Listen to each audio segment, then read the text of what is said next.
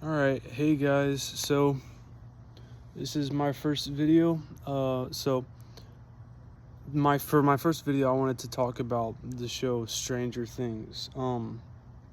With the new season coming out, season 5, the last season coming out, I thought it'd be the perfect opportunity to talk about something somewhat relevant among everyone, I'd say, because I like movies and shows and stuff, and so I thought, this would be good to start with. So I'll be honest, not the biggest fan of the show. So, back when season 1 through 3 came out, I was a fan of the show.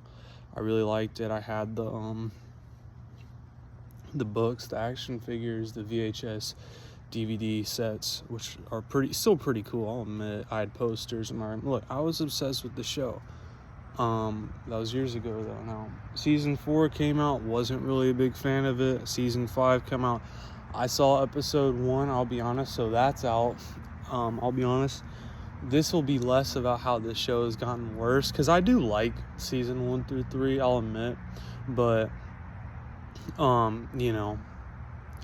it's not going to be how the show has gotten worse. That's not what I'm going to be talking about. I'm going to be talking about how the show really isn't that good to begin with. I don't think it's that great, to be honest. I think it gets too much praise. People love it too much. And, if you like the show, to each their own. But, it's not really for me, I'd say. I'm not really much of a fan of it at all anymore. I mean, there's certain aspects I do like, and I'll talk about the pros. First off, I like the opening theme song. I think it's pretty good. I mean, it's interesting. I like it. I like...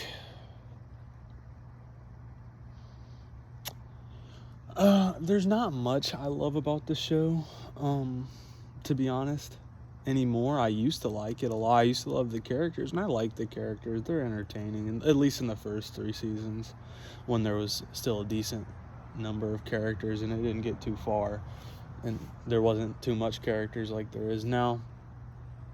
I used to like the music. I used to like the creatures, but I'm not the biggest. I'll be honest, I'm not the biggest fan of any of that stuff anymore. Now I look online and people are so excited to watch this show. Keep in mind, 3 years since season 2 came out. I mean, it's not season 2, sorry folks, since season 4 came out. And if you ask me, I don't know. That's a crazy length between show seasons. I don't know. I mean, you look at a prime example I always like to look at for similar shows. They're not really similar, but they're horror shows, I guess, whatever, sci-fi shows. Supernatural. Now that show ran a bit too long, if you ask me, but there's also the X-Files, which, season 1 through 9 I think is good. I like that show.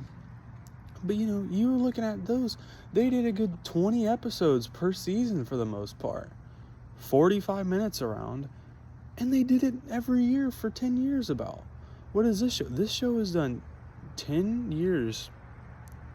It's been around 10 years now. About, it's almost 2026. The show came out in 2016, at least season 1 did. It's almost 10 years now.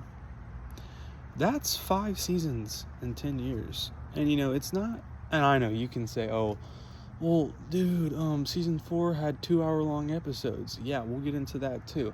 So it's like, yeah, even that isn't as long as a normal show season. So that's about 8 to 9 episodes per season. 45 minutes around to 2 hours, which I know is a crazy number, because that's almost like a full-length film. Hey, I don't know. It doesn't make much sense to me. Heck, I don't know. But to start off with, folks, let's look at the story. Season 1's story, it was pretty good. It was interesting, It was intriguing. I think many people found it intriguing. It was something what people thought was original for the time, which it's like, really, folks? Isn't that original? I don't think so. I mean, you look at 40 years prior, look at all the movies, the Duffer Brothers, who, by the way, folks, they claim, they didn't claim to be 80s kids, even though they were born 84, right? Yeah, So guess what? You're not an 80s kid, really. If you're born in 84, what? You're 6 by the time 1990 happened. What? You're not teenagers in the 80s? Who are you trying to fool? They said, oh, well, it's not really based off our experience because we didn't live the 80s. We're just kind of using the stuff. We're kind of taking inspiration not from our own lives, but from, other 80s movies. It's like, yeah, it shows. It really does show. They say inspiration, but to me, it's like looking off somebody else's paper, honestly. And people, you look, once again, if you like the show, that's fine. But it's like looking off somebody else's paper and cheating, honestly. And that's really ridiculous because, and I'll try to make this fast. You look at the idea of a Demogorgon, a tall, faceless alien creature. What does this remind you of? And it's, has kind of a similar body of a person. It's a freaking xenomorph from Alien and Aliens. Now, that's fine, but that's pretty much a direct ripoff. It feels like, because it's a faceless monster that hunts people down. Now, there's all kinds of other creatures like that, sure. But that's Alien, really. Heck, they even got Paul Reiser in the show. From Aliens. Okay, then they rip off it, pretty much. The idea of kids are going missing in a small town where it seems all kinds of bad stuff has been happening since apparently whatever it was, the 40s or whatever, 50s, I don't even know, not 40s, sorry folks, the 50s with Vecna, which is a stupid name and character if you ask me. Anywho, no, you look at it like this. Sorry. Lost my train of thought. It's like it's a group of kids looking for the monster, trying to solve the problem. And it's kids getting picked off by the said monster. Literally E.T. too, trying to run away from the government kind of thing at the end of E.T., trying to protect the thing from the government, as in L, similar to E.T. himself. What else? The Goonies, they're trying to solve some sort of, not like a treasure map type thing, but they constantly kind of refer to like these,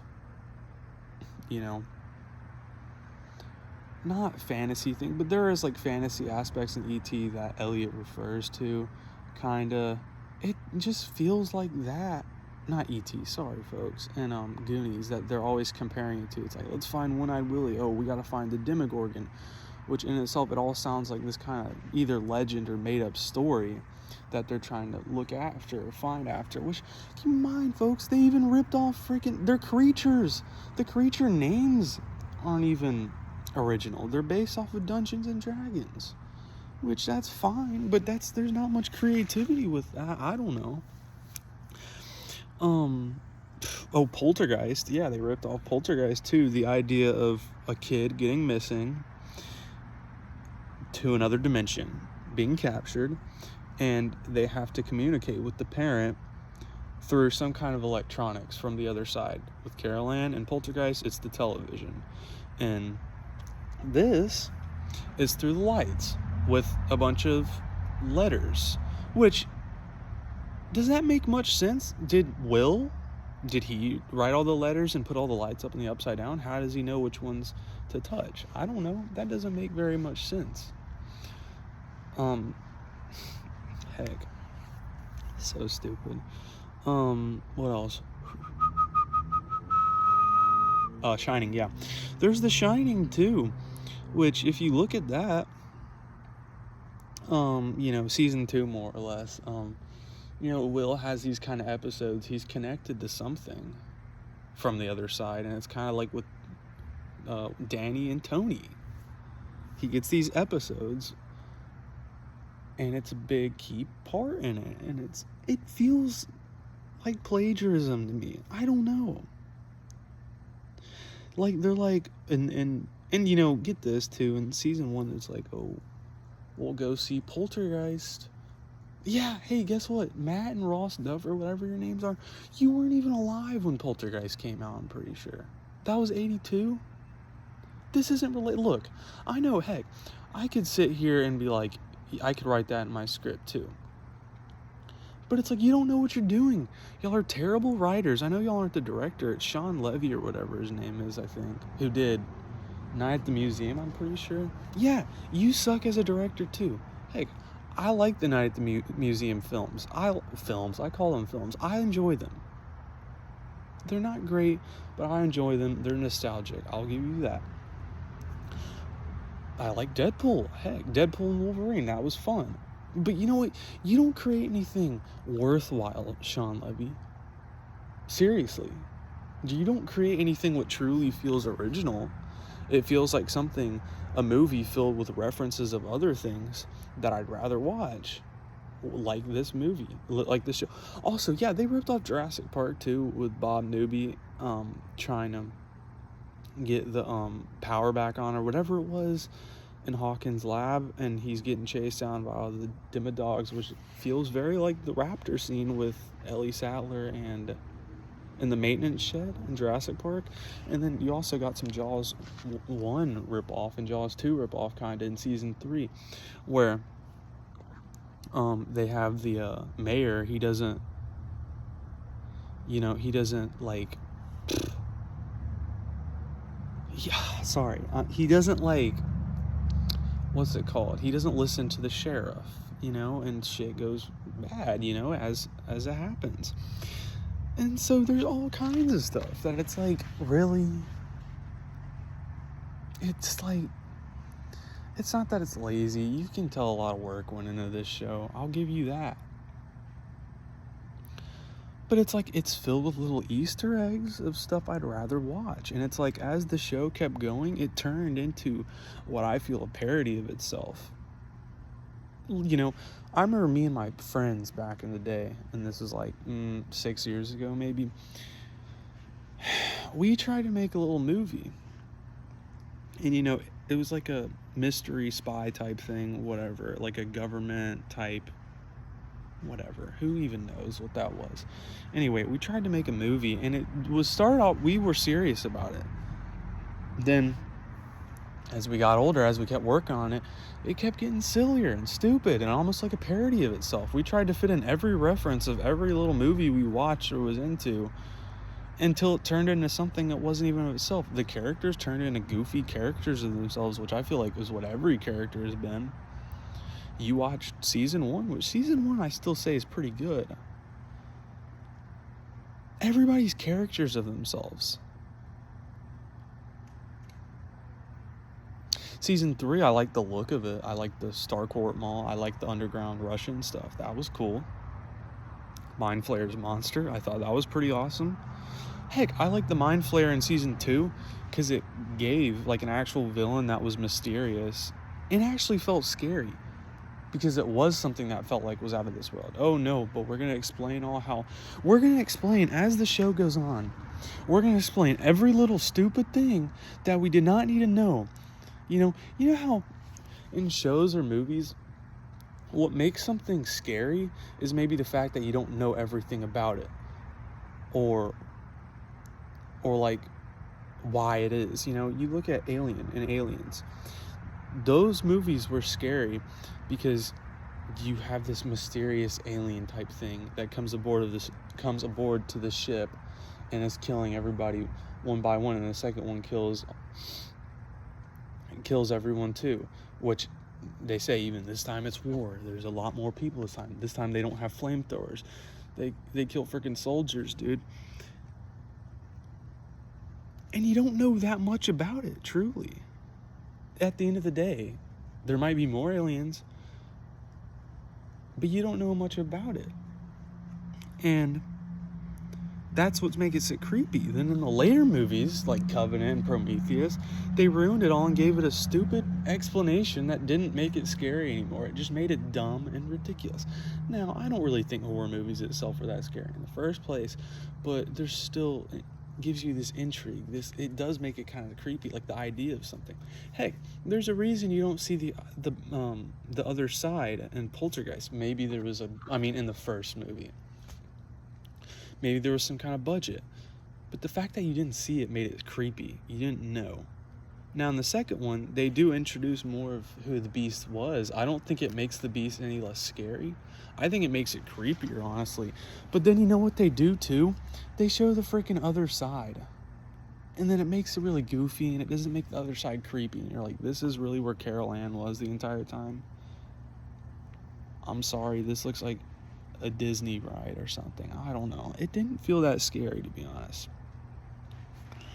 So I like Poltergeist 2. I love it, actually, I'd say. I like Poltergeist 1 and 2. 3, I can sit down and enjoy. However, that's what I feel like they do with this show. The first 5 minutes, they show, everything Will did when he was in the Upside Down. The first 5 minutes, he has the gun. He shoots the Demogorgon. Really? We're gonna say he did that? He's in another world, another dimension? Oh, Jesus. And then he climbs a freaking tree, too. Really? He climbs a freaking tree all the way to the top like that too. I don't believe it. It makes what happened in season 1 that much less scary. Now that you have the second point of view of what happened, all the mystery is gone. It's gone. You know everything now. This show, I'll tell you this. What is the genre of the show? Because I'll tell you, it's not scary. Now, are there scary, creepy parts? Yes. Are there well done parts? Season 3 specifically, where they're playing the Russian opera music. All the people are infected by the Mind Flayer's monster, and they turn into the Mind Flayer's monster. Like, they explode, and all their flesh and blood turns into a monster. Yes, that's pretty badass and cool and creepy and disturbing and well done. I'll give them that. What's so freaking creepy now? The show is a joke. Is it scary? Well, no, because half the time they're revealing everything that didn't need to be revealed. You're breaking rules in horror. Number 2, it's always goofy now. It's supposed to be funny, which I'll admit, it is funny at times, but it's too funny, or it's too trying to be funny, where it feels like it's either for kids, or they're not even taking itself seriously. Also, let's talk about this too. There's something else. Oh yeah, all the action aspects of it. A lot of horror movies, when you introduce a bunch of action stuff to it, the point of horror sometimes is that you feel claustrophobic. Okay? Claustrophobic, like you're in there with the creature. No, they're just running around, talking, whatever. Makes it turn into freaking E.T. What's so scary about that? E.T. isn't scary. It's like, we'll just turn it into 80s, the show.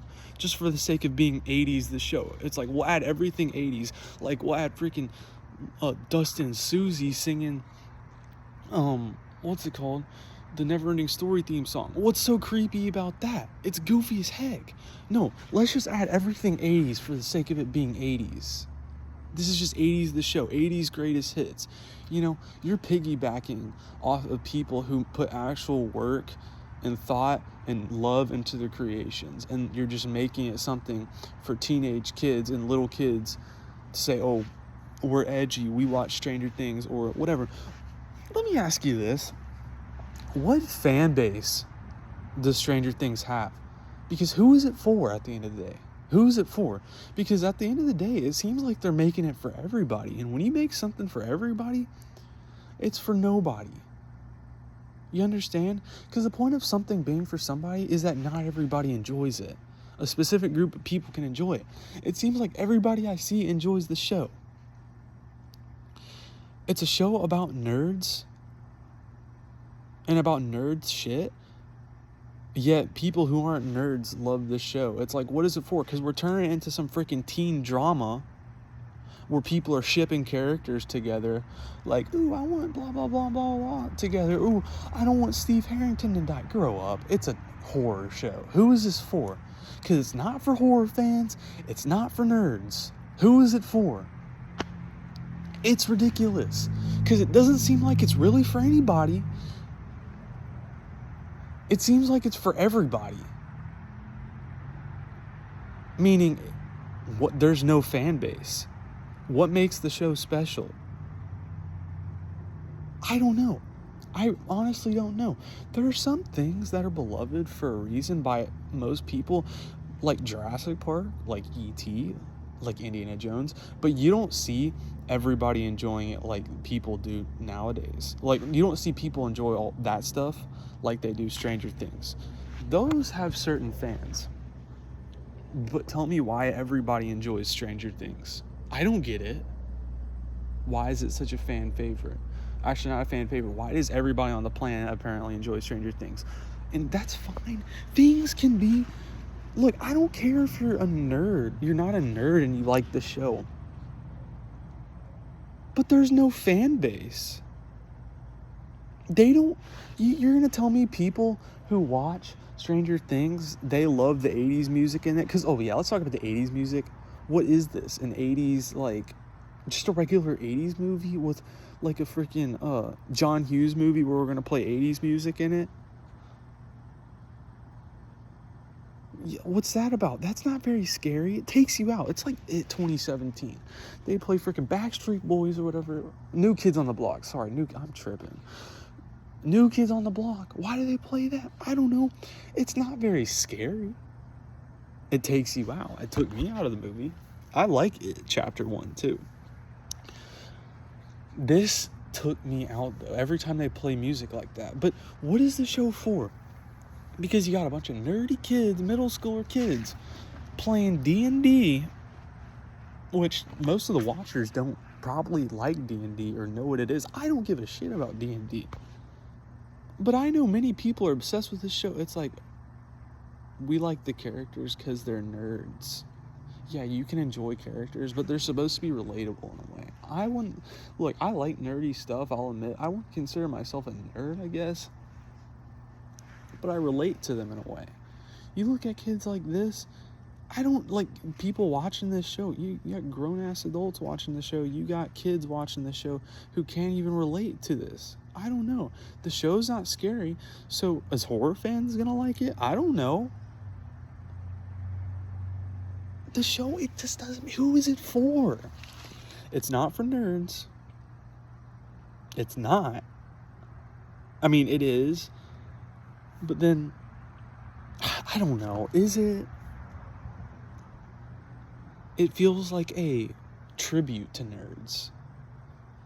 For the non-nerds to enjoy, which is like really weird to me. It's not weird. You like whatever you want. But it's like, it doesn't make sense. There's not a fan base to Stranger Things, is all I'm saying. There really isn't. You got kids in their 20s, early 20s, acting like freaking sophomores in high school. Okay. That's ridiculous. They're not good actors, I'll tell you. It was cute when they were doing all their, let's call stuff Vecna, let's call stuff the Mind Flayer, the Demogorgon, let's reference D&D stuff. It's cute then when they do hip hip hooray, guys. Who's with me? Let's defeat the Mind Flayer. Yeah, they're 20s doing this stuff still. I don't know. Hey, whatever. To each their own. I don't get it. I think it's pretty dumb. It's fine though. It's okay. I think it's ridiculous though. Let's talk about the music too. So it's supposed to be 80s. Like, this is supposed to feel like the 80s. So 80s horror. This is an 80s horror show, sci-fi show, whatever. Let's look at some 80s horror and sci-fi. Once again, Poltergeist. Jerry Goldsmith's score. Hello? That's not very synthesizer nonsense the whole time. That has a beautiful score, which at times it knows when to be scary and it knows when to be beautiful because it understands tone, which this show doesn't understand tone whatsoever. Alien, also Jerry Goldsmith, also knows when to do those things because it understands tone. This, however, does not. We're going to add 80s synthesizer the whole time because we're not going to be original. We're just going to be a tribute to a certain time period called the 80s. 80s show. That's what it's called, 80s show. Because there's nothing scary about the music except, I'll admit, the Russian opera was scary. But that's not even their own music. That's not even their own music. Okay? They're playing freaking Peter Gabriel Heroes, which I love that song. I think it's a great version. I think it's better than the other version, the original. And they play the Moby song, which I like some of Moby's works. Yeah, keep in mind, those songs weren't made in 1983 when they decide to play those songs. Which, keep in mind, they play both of those songs 2 different times throughout the show. Reusing songs. Really? Those songs didn't even come out till after the fact. Now, they're good for the tone, I'll admit, but at least use songs that were at least came out during the time. I don't know. There was the whole Ghostbusters nonsense in season 2, which I'm not even going to talk about that. Yeah, it's for people who want... It's the people who think of the 80s as an aesthetic. They don't like it because they like it. They like it because it makes them look different or feel different or whatever. And I'm not trying to call people posers. I don't give a crap. I don't care about the 80s. I like movies because they're movies. I like games because they're games. I like books because they're books. I like music because it's music. I don't like something because it's a time period. I like things because I like it. Be original. Be yourself. And this show just doesn't feel like that. It's like, we got some Gramps making a show about the 80s who really didn't even live through the 80s, to be honest. Let's be real. I know Sean Levy did, I'm assuming, because he looks old. As far as I can tell, I don't care to look up his age because I don't care about him as a director. I think he's a poor director. Now, Spielberg, I'll look into Spielberg because I like Spielberg, despite the allegations against him. And other directors. I like certain directors. I don't give a crap about him. But this show wasn't created to tell an awesome story. It was just, let's do 80s greatest hits and make it for kids who want to seem different or whatever, or seem edgy, or seem like